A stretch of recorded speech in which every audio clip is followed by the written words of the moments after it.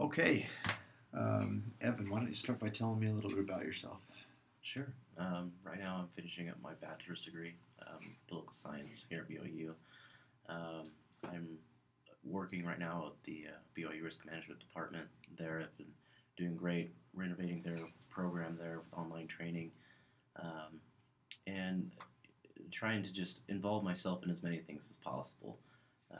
I typically get involved in many community projects, and I'm even working on starting my own business on the side. I enjoy you know trying to stretch myself, and over the past couple of years, I've been doing that. So, why are you interested in this position, assistant to the city manager? The assistant to the city manager position ultimately is a stepping stone for me. It's something I feel like is the right position for me to move myself in the right direction to ultimately become a city manager. To be honest with you, um, I've very much long wanted to serve in a public capacity. I've wanted to serve in a city management field. I've been working with former city managers and assistants to the city managers um, who have mentored me and helped me understand what I need to be effective in this kind of a role and roles in the future. And they've guided me along this path to where I am now going to school. Ultimately, I'll be using that same advice to get me through an MPA and whatnot.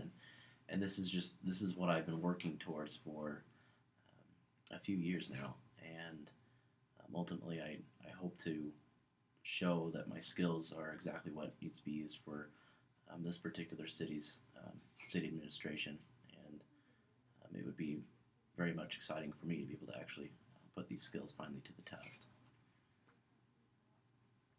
Great. What's your typical way of dealing with conflict? And give me an example if you have one. With the conflict, I'm generally a peacemaker of sorts. I like to problem solve.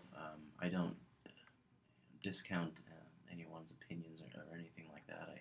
I like to be a good listener, hear everything out as far as any interpersonal conflicts, and weigh the options carefully and be very rational about the real choices that need to be made to find a good resolution. Um, in that way, in some ways, it seems as if maybe I try a little too hard to come up with the best solution to it. But I feel like when there's conflict, that very little gets done, and so it's worth taking the time to really focus and get the conflict resolved the right way.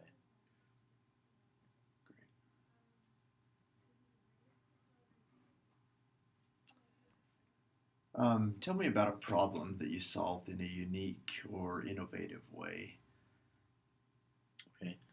Um, well, I guess probably the most recent, I guess, example of a problem would be um, while working with the BYU Risk Management Department. When I was hired there, it was um, the online training program that I've been working on was very lesser developed. There wasn't much of a structure to it, and so some of the trainings had kind of fallen a little lackluster in quality, and so um, the my supervisors didn't really know how much to approach it, and so instead of just kind of continuing on with that standard, I decided to change the standards entirely. It took a few steps. I enjoy researching and studying, and ended up contacting experts in the field, learned from them what they had done, researched more and more through the theories and concepts of e-learning, and applied those into structuring my own formulation of a real framework for the online training program, which has been implemented and is now in use for the risk management program.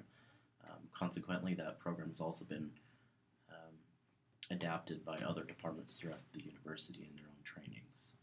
Wow, good.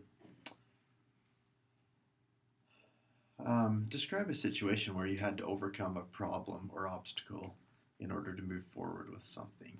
What did you do? That's a good question. I'd say one of the biggest obstacles for me right now is even just moving,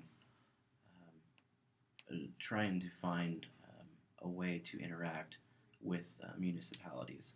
Um, you know, cities in general are very tight on their budgets lately, and so it's very hard for anyone to give me over the past few years a part-time job, even just trying to get a foot in the door. Um, and so as a personal problem that way, I'm trying to do my best to try and get involved. It's something that I've found that um, it's easiest done if I make some personal connections with people, within the municipalities.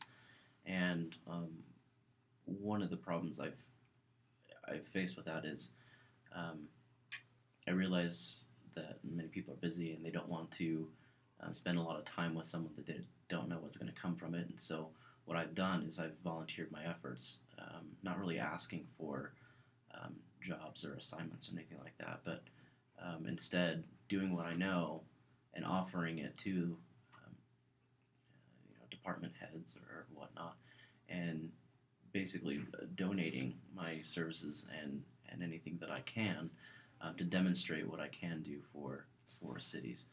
Um, I did something like that with even a local food bank back home in Washington, where they had been expressed struggles being able to get some donations, and so I offered my abilities to be able to develop a website for them, and went ahead and did that. They didn't ask me to do that.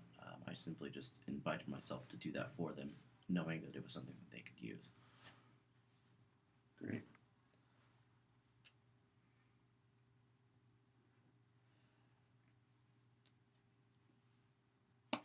Give me an example of a time when you motivated others.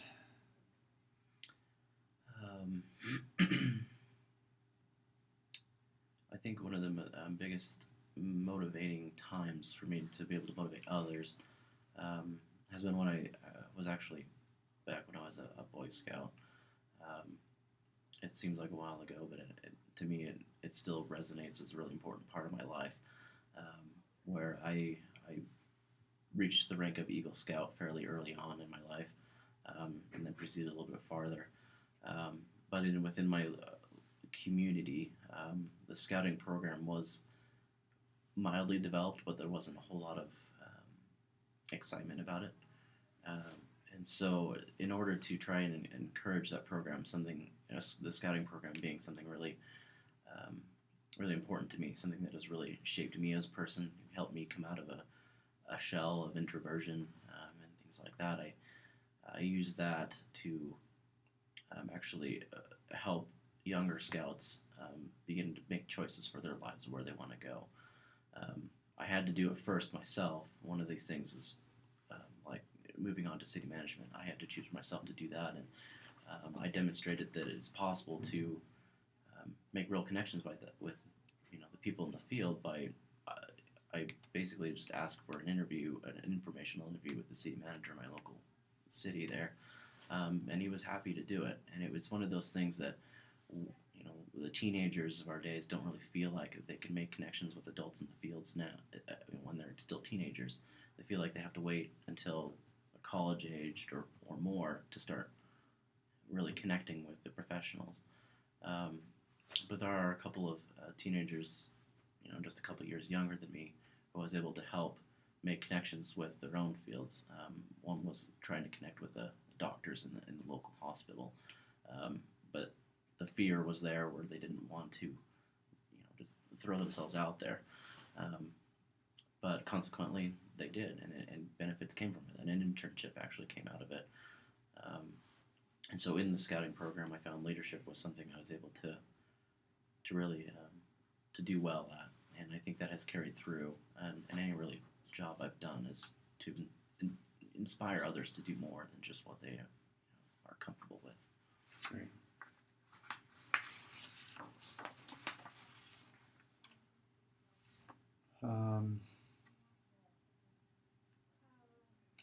Give an example of a time when you had to work with someone who was difficult to get along with. How or why was this person difficult, and how did the relationship progress? Sure. One of the biggest experiences of my life was serving as a missionary for the Church of Jesus Christ of Latter-day Saints, and in that capacity, um, you're, I guess, more or less assigned to another missionary, and together you will go share your message to others around your designated area.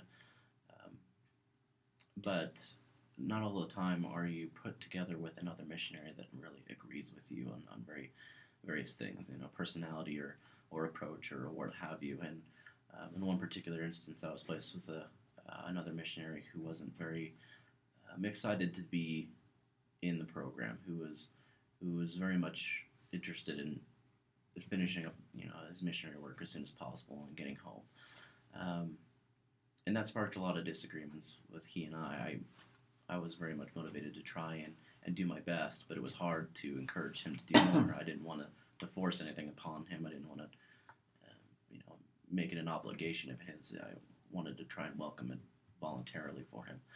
And so for him, it came down to really a matter of demonstrating the benefits of working hard.